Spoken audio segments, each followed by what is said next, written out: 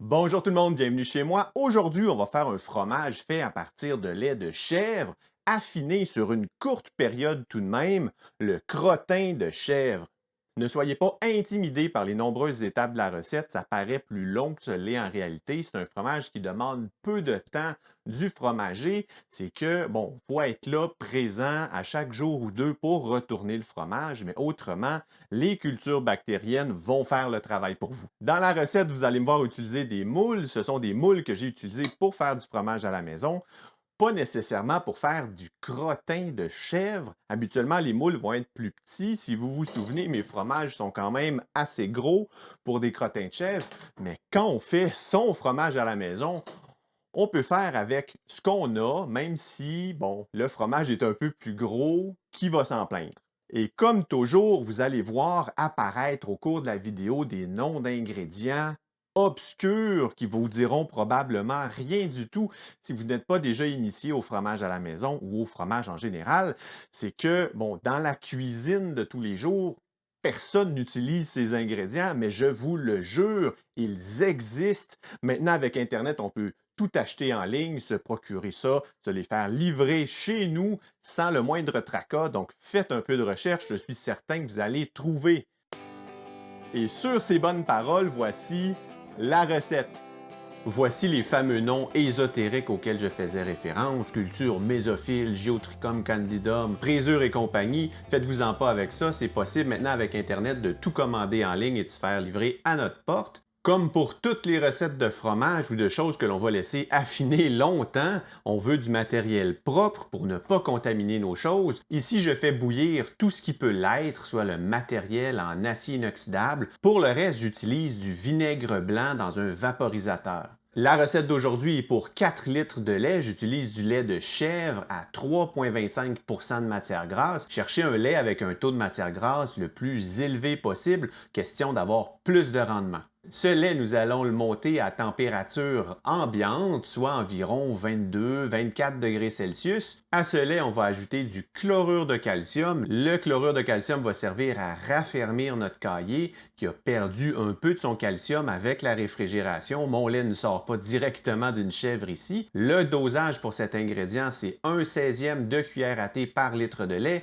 J'ai 4 litres, donc je vais utiliser 1/4 de cuillère à thé. Je sais qu'en Europe, les cuillères à thé sont un instrument de mesure un peu étrange à utiliser, mais ça existe. J'ai mis des liens en description pour que vous puissiez trouver ça. Et c'est vraiment une façon rapide de mesurer les choses. Je ne m'en passerai plus. Le chlorure de calcium, on va le diluer dans un peu d'eau non chlorée et on va l'ajouter à notre lait en brassant doucement durant environ 1 minute, question que cet ingrédient soit bien uniformément mélangé dans notre lait. Pendant ce temps, je monte la température de mon lait en le chauffant. Ici, je le chauffe directement, mais à feu très doux. Ne mettez pas le feu trop fort ou vous allez brûler votre lait dans le fond. Ça va donner un goût à votre fromage. Dès que j'atteins la température souhaitée, j'ajoute mes cultures bactériennes. Ce sont vraiment ces cultures-là qui vont transformer notre lait en fromage et lui donner du goût. Il n'y a pas vraiment de substitut à ces cultures. Essayez-les, vous allez les adopter, j'en suis certain. Encore une fois, j'utilise une petite cuillère à thé, ici un 16e de cuillère à thé. On va saupoudrer nos cultures sur le dessus du lait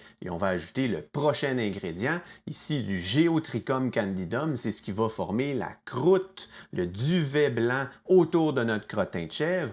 Je n'ai pas une deuxième cuillère de 1/16e de cuillère à thé et je ne veux pas contaminer mon autre sachet de culture. Alors, j'utilise 2 doses de 1/32e cuillère à thé. Si vous êtes bon en mathématiques, ça revient au même. Oui, je pourrais vous donner la quantité en grammes, mais ce ne serait même pas des grammes, ce serait des fractions de grammes. Ça vous demanderait une balance de précision pour le mesurer. Et sérieusement, les cuillères à mesurer coûtent moins cher que la balance. Et ici, si vous remarquez, je n'avais pas retiré mon chaudron du feu, alors la température continuait de monter. N'oubliez pas de retirer votre chaudron du feu, on ne veut pas dépasser la température ambiante. Prochain ingrédient, on va ajouter de la présure. Ici, je vais ajouter 5 gouttes simplement de présure que je vais diluer au préalable dans de l'eau non chlorée. Diluer la présure, c'est très important, autrement en ajoutant des gouttes directement dans votre lait, ça va faire des réactions très fortes, très concentrées sur certains endroits de votre lait et quand va venir le temps de les mélanger, ça ne fonctionnera plus. Vous allez avoir des petites bulles très coagulées et le reste va être pratiquement pas coagulé. C'est pas ça qu'on veut. La présure, on va la mélanger 1 minute à notre lait pour bien la distribuer. C'est maintenant le temps de passer à autre chose. On laisse nos cultures, la présure, faire leur travail durant 24 heures. 24 heures plus tard, prévoyez toujours du matériel propre. Ici, on va avoir besoin d'une passoire et d'un coton fromage. Je les ai fait bouillir pour les stériliser et ne pas causer de contamination à mon fromage. À cette étape-ci, votre lait devrait avoir bien coagulé. Vous devriez observer un peu de petit lait sur le dessus et votre bloc de caillé devrait se détacher des rebords de votre chaudron. Comme je vous montre ici, en le tournant, j'ai comme un bloc un peu gélatineux. C'est mon lait caillé qui tourne sans être accroché au chaudron. C'est excellent, c'est ce qu'on veut. Maintenant, on va drainer notre lait caillé à travers une passoire recouverte d'un coton fromage, une tranche à la fois. Soyez délicat dans vos mouvements, ne faites pas tomber votre caillé de trop haut avec votre cuillère, autrement il va se fracturer, vous allez perdre un peu de fromage potentiel qui va passer à travers votre coton fromage. Allez-y délicatement. Ensuite, de mon côté, j'aime bien le laisser drainer 1 heure comme ça, juste pour enlever un peu de quantité de liquide. Ce qui va se passer, c'est que le liquide, qu'on appelle le petit lait ou le lactosérum, va passer à travers le coton fromage, laissant en haut, dans notre passoire, le fromage. Et la prochaine étape, c'est de former un baluchon. Donc, je rapproche les 4 coins de mon coton fromage, je fais des nœuds à travers une longue cuillère. Ça peut être un bâton, peu importe de votre côté. Et je vais le suspendre. Cette fois-ci, en étant suspendu, ça va créer un peu plus de pression, de force sur votre coton fromage et ça va l'aider à drainer encore un peu plus.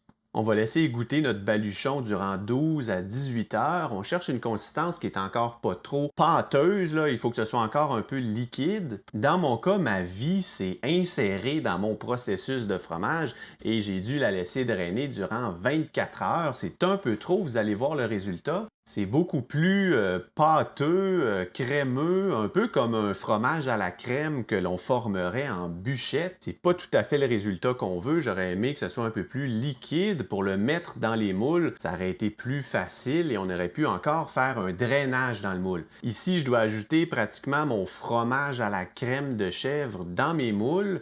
Et je n'aurai plus vraiment de drainage à cette étape parce que tout le petit lait, le lactosérum a déjà quitté mon fromage. C'est pas grave, vous allez voir à la fin, je vais quand même obtenir un très beau résultat. De votre côté, si le fromage est encore un peu liquide, laissez-le drainer dans le moule durant 2-3 heures, puisqu'après, on va ajouter le sel. Et si votre fromage est trop liquide, le sel va être drainé avec ce qui va rester de petit lait. La quantité de sel à ajouter, c'est 1/4 de cuillère à thé ou 2 grammes par côté de fromage. Donc moi, ça m'a donné 2 fromages. Une fois le sel appliqué, on va laisser reposer durant 12 heures. 12 heures plus tard, on va retourner nos moules, démouler nos fromages. À cette étape-ci, les fromages devraient être capables de se tenir debout par eux-mêmes, mais ils vont être encore un peu fragiles. On va ajouter la même quantité de sel, 1/4 de cuillère à thé ou 2 grammes sur chacun des fromages. Ensuite, je vais les remettre dans leur moule car ils sont encore un peu fragiles. Et en tentant de remettre mon moule, ça ne rentrait pas parfaitement, alors j'ai dû égaliser la surface. Je vais laisser mes fromages saler un autre 12 heures. 12 heures plus tard, je vais venir démouler mes fromages et les refaçonner au besoin en les sortant du moule. Des fois, il y a des petits morceaux qui arrachent, donc je réégalise les surfaces. À ce moment-ci, on va les laisser sécher durant 1-2 jours à température ambiante toujours. Tout ce que j'ai fait jusqu'à présent est à température ambiante. Et à ce moment-ci, ils devraient être capables de se tenir debout sans le support de leur moule. 2 jours plus tard, je vais retourner mes fromages pour les placer dans un bac de maturation dans lequel ils vont terminer leur affinage au cours des prochaines semaines. Avant de les mettre au réfrigérateur, par contre, je vais laisser sécher la surface qui a été durant les 2 jours en dessous du fromage. Elle est encore un peu humide, donc je vais la laisser sécher durant 6 heures. 6 heures plus tard, je retourne mon fromage, je le place dans son bac et cette fois-ci, direction réfrigérateur à 10 degrés Celsius à un taux d'humidité de 90 durant 2 à 3 semaines. Je contrôle la température de mon réfrigérateur à l'aide d'un contrôleur externe. J'ai fait une vidéo spécifique sur ça si vous voulez voir comment ça fonctionne. Pour l'humidité, je ne contrôle pas l'humidité de mon réfrigérateur. Le bac de maturation comme tel avec le couvercle va créer une sorte de microclimat à l'intérieur et l'humidité va être très élevée dans le bac au point où de la condensation pourrait se former sur le couvercle. À chaque jour, on va retourner notre fromage. Donc, si vous observez de la condensation sur le couvercle, essuyez-la parce que si cette condensation tombe en gouttelettes sur votre fromage, ça va causer certains défauts.